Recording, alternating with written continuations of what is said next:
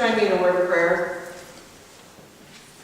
May the words of our mouths and the meditations on our hearts be acceptable in your sight, O Lord, our rock and redeemer. Amen. Our readings today take us on quite a journey. We start in Genesis with Abram and God. If we go back a few chapters, we see where God has promised Abram to make his descendants into a great nation, and all Abram has to do is obey God. In chapter 12, God promises a nation to Abram. He tells Abram to pack up all his belongings, his animals, servants, and family, and move to a new land. Now, as we all know, Abram was not a young man, and neither was his wife. But he obeyed God and moved all his possessions along with his wife and his nephew Lot. Both men were very wealthy, with lots of livestock, animals, and servants, so this was not an easy task. And remember, Abram and Sarai have yet to have a child. Once they reach their destination, God comes back to Abram and tells him this land will be given to his descendants. But Abram has yet to have any descendants. Now there's a great famine, and Abram and his house move to Egypt. Here we see where even a great man as Abram is not perfect and does not completely trust that the Lord will provide. Because Sarai is a very beautiful woman, he knows the Egyptians will kill him and take her under the Pharaoh's house. So he asks her to pretend to be his sister and not his wife. And it happens as he predicted. The guards tell the Pharaoh of her beauty, and she is taken into the palace. And Abram is showered with gifts of cattle and servants for her. God is not happy with Abram for not trusting him and brings terrible plagues into Pharaoh's house.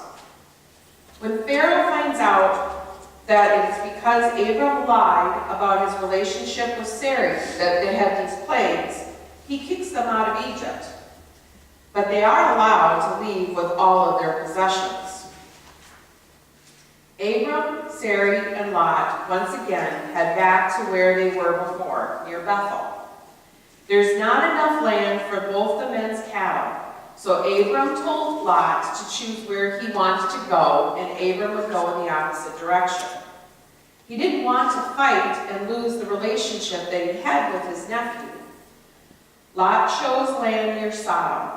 Again, God appears to Abram and told him he was giving Abram and his descendants all the land for as far as he could see in every direction. But still, there were no descendants to Abram and Sarai. Now a war broke out in the region where Lot had settled, and he was captured by one of the kings. When Abram had heard this, he went to his allies and asked for an army and took men from his household and trained them and planned an attack to get Lot back. He attacked at night and was able to not only get Lot, but all of his possessions back. When they returned, his ally was very pleased, and he blessed Abram, saying, "Blessed be Abram by God Most High, creator of heaven and earth. And blessed be the God Most High, who has defeated your enemies for you." This comes from Genesis 14, 19 through 20. Abram presents the king with some of the goods he recovered, as that is customary during that time to do so. The king tries to give Abram some of the goods back, but Abram refuses, as he does not want others to think that the king was the one who made him rich, but rather that God has been the one to bless Abram with all his riches. We come to our first lesson. God promises a son to Abram. By now, God has put Abram through many tests, and other than the one in Egypt, Abram has obeyed God. But Abram is still questioning where these descendants will come from. According to custom, if Abram would happen to die without a son, his eldest servant would become his heir. Just then, just when Abram was despairing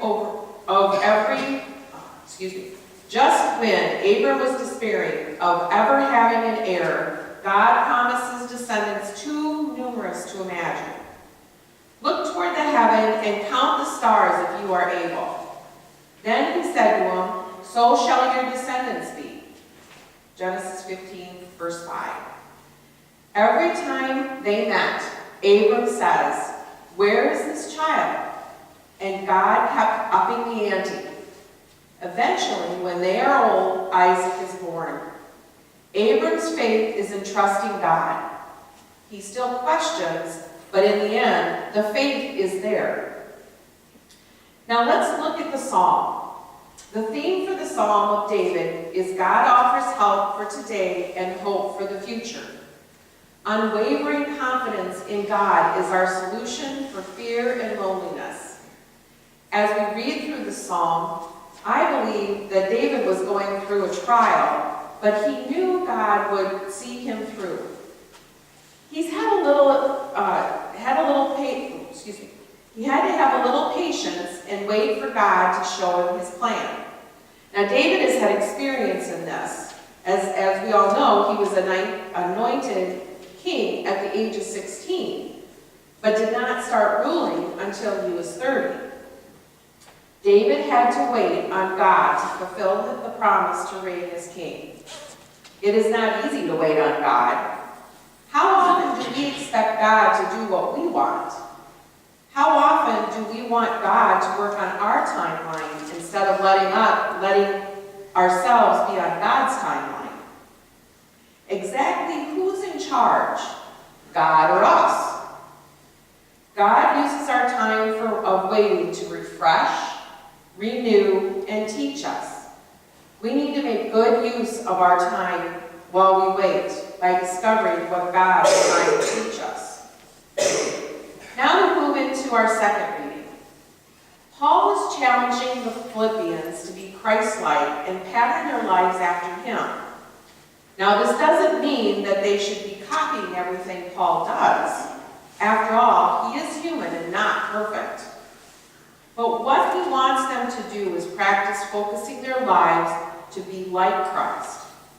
Serve others, don't worship material things, or be distracted by all your work that you don't have time for worship and prayer. Be true to the Lord by keeping your eyes on Christ. Resist temptation. This requires perseverance when we are challenged. God promises to give us strength, and with the help of fellow believers, we can stay true to the Lord. This reminds me of my favorite Bible verses from Hebrews 12, verses 1 and 2. And I know you've all heard these before. Therefore, since we are surrounded by so great a cloud of witnesses, let us also lay aside every weight and the sin that clings closely, and let us run with perseverance the race that is set before us, looking to Jesus, the pioneer and perfecter of our faith, who for the sake of the joy that has set before him endured the cross, disregarding its shame, and has taken his seat at the right hand of the throne of God. Now this brings us to our gospel reading today. We have Jesus casting out demons and healing the sick when the Pharisees tell him that Herod wants to kill him, and he should leave if he wants to live. But Jesus is steadfast as he is, and he has a job to do, and is not going to leave until it's done. As we heard in the children's sermon today, the fox will kill the chicks and the mother hen will give her life for the chicks. The fox could also kill the hen, and the hen knows that. Think of the hen spreading her wings to protect and give her life for her chicks. Then picture Jesus on the cross with his arms extended, giving his life for whom? For all of us. This is just one image of God. So how do you picture God? So we're going to have a little interaction here. So I just want you to shout out how you picture God. Is he our rock? Yes. Okay, how about an eagle? or a gardener. Anybody have any others? Shepherd, fisherman, judge, friend, brother, sister, mother, spirit. I'm sure we could go on. What do these images tell us? What do they leave out? Are they all complete? Are they all perfect? No. No image is perfect, but each has a piece of the truth. As we work through the lessons today, we see that God has a promise for us if we obey and trust Him. We have to be patient and wait for God to reveal His plan for us. God will provide strength to resist temptation, but we don't have to go it alone. We have each other to help us through. And because Jesus died on the cross, we too are saved, even if we're not perfect. Amen.